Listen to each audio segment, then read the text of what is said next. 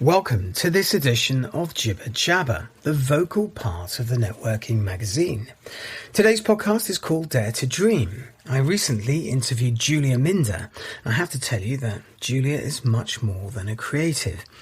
A notable photographer, model, actor and influencer, there's a fusion of skills that define her. Julia's story takes place in Ukraine and would later see her earning a master's degree in banking and finance in Poland.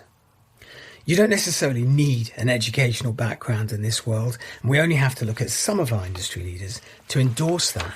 But on a personal level, having something in the background to fall back on is a little bit of insurance against an uncertain future. Turning a passion into a means to generate an income is probably on all our wish lists, especially post-COVID. Like most of us, we all encounter a job that we love with a passion at some point in our careers.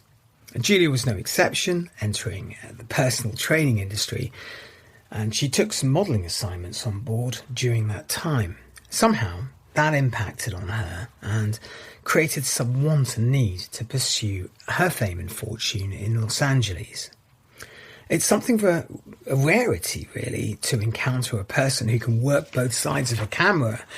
As a model, Julia explained that there was an understanding of how to use light, shade, filters, and obtaining maximum results from a capture.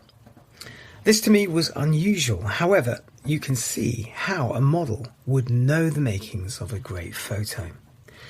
If you're new to the modelling industry, pay particular attention to Julia's quote. It may change your opinion about the sector. Don't compare yourself to anyone else and know your worth. I think we all need to be reminded of that at some point. For me, Julia represents everything an influencer should be. Achieving the status of featuring on the cover of Maxim in such a competitive industry is challenging. Julia Mindar's editorial is available now on our website and on Issuu. I'll place a link in the podcast description box.